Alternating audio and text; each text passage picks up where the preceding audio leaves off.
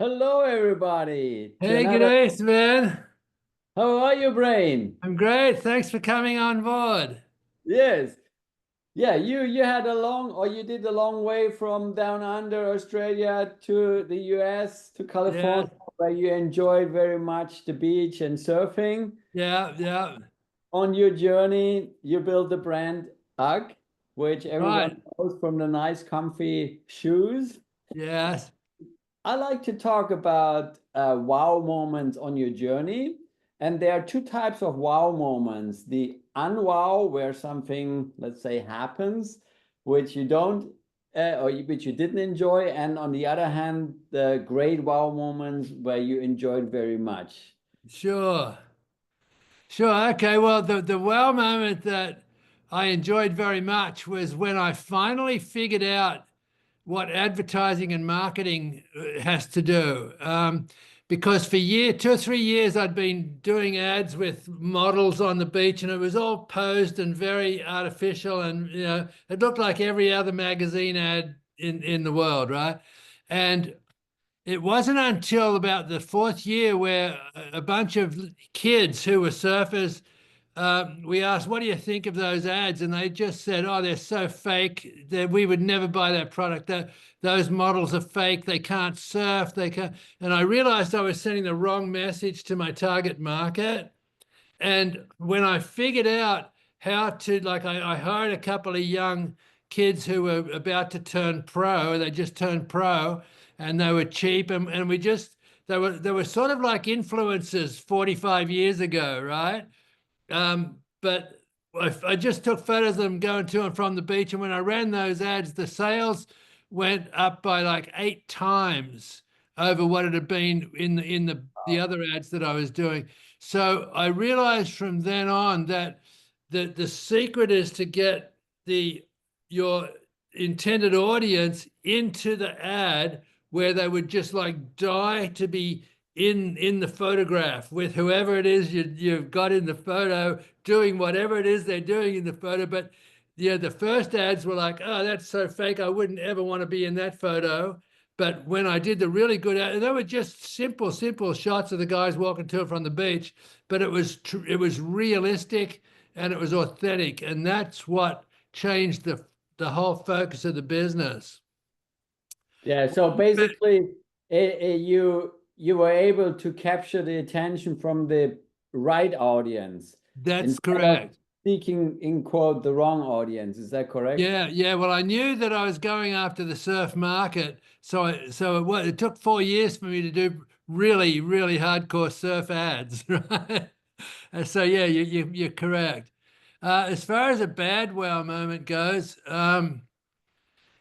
it was probably an ongoing thing that I never really understood finance, and as I started to grow, I was like doubling every year, and I was always broke. And I always thought the answer is to sell twice as much next year, then I'll have a lot of money. But it was in fact worse because of the extra overheads and the extra inventory, extra staffing. I had less money when I doubled the sales. And so just trying to understand how to get the capital to fund doubling of income, by getting double the inventory.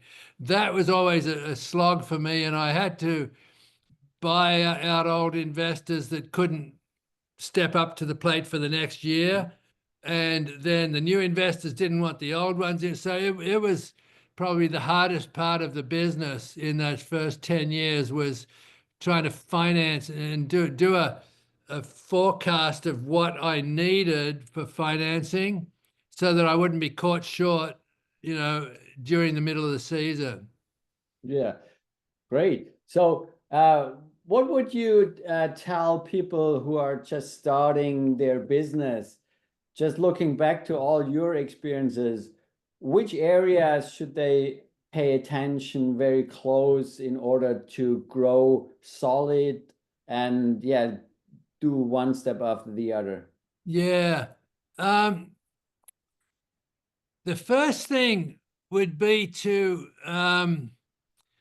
ask yourself every week, am I energized and am I inspired by this?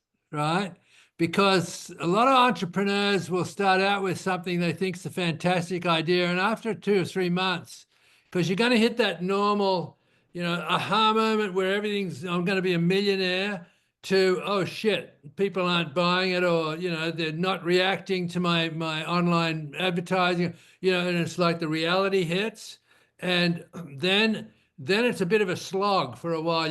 And if you don't have the passion and I use the 2 words energize and inspire, right? If I can get up every day and I want to get to work on it, whatever it is, and man, I love doing what I'm doing because I know I'm going to inspire somebody. Those are the 2 criteria that I would say you've got to keep looking at every week or every month. Does this meet my inspiration? Does this meet my energy level? Because otherwise, I should go get a job or find something else. And if you have periods of time where, let's say, for 2 or 3 weeks, you're just kind of struggling, battling, and not really being keen moving forward, how have you put yourself, over the top? Yeah, well, there's a couple of things that you've got to. It comes back to belief in your product or your service, whatever it is you created, and it's normal to hit obstacles, right? And it's getting around those obstacles, which is what I call progress, right? Because if you hit the wall and you're just defeated, you never, you'll never be a good entrepreneur. But if you are obsessed by figuring out a way around it or over it, then that's where you start to grow, and that's where you get a jump on your competitors who can't make that break, right? So. So, and the trouble is, a lot of people, have an obstacle hit and they go, oh shit, it's the worst thing that could happen. But it's infallible that your most disappointing disappointments will become your greatest blessings if you just hang in there and find a solution to that one little thing. And all those people who don't find that solution will be, they'll just be crushed and left behind. So yeah, I've yet to be disappointed in that statement. Your most disappointing disappointments will always become your greatest blessings. Yeah. Final question, Brian. Okay. In regards of traveling or having fun time, what was your greatest moment? It happened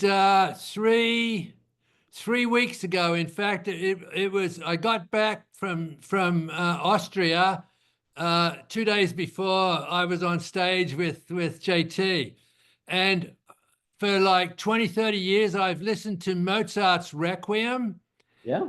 And I thought it would be fabulous to see that played in a big cathedral in Europe. And so I went online 8 months ago. I'm getting goosebumps as I tell you this, right? 8 months ago, I bought 2 tickets at St. Stephen's Cathedral in Vienna. Wow. And I put it on the calendar because my rule in life is if you don't put it on the calendar, it will never happen, right? So 7 months goes by and I see on my calendar, oh shit, I got 2 tickets for this concert in Austria next month. And so, we bought tickets, my girlfriend and I, and we showed up. And when I picked up the tickets, the girl says, oh, you must be important. And I said, why, what do you mean? And she said, you've got row 1, seats 1 and 2. Wow. And so we were like first in front of the orchestra in this magnificent cathedral. And it was such a bucket list item that I started crying as soon as the first note sort of came on. I just lost it. It was absolutely one of the things in my life. Yeah. Great. Thank you very much, Brian, for your time, and all the best.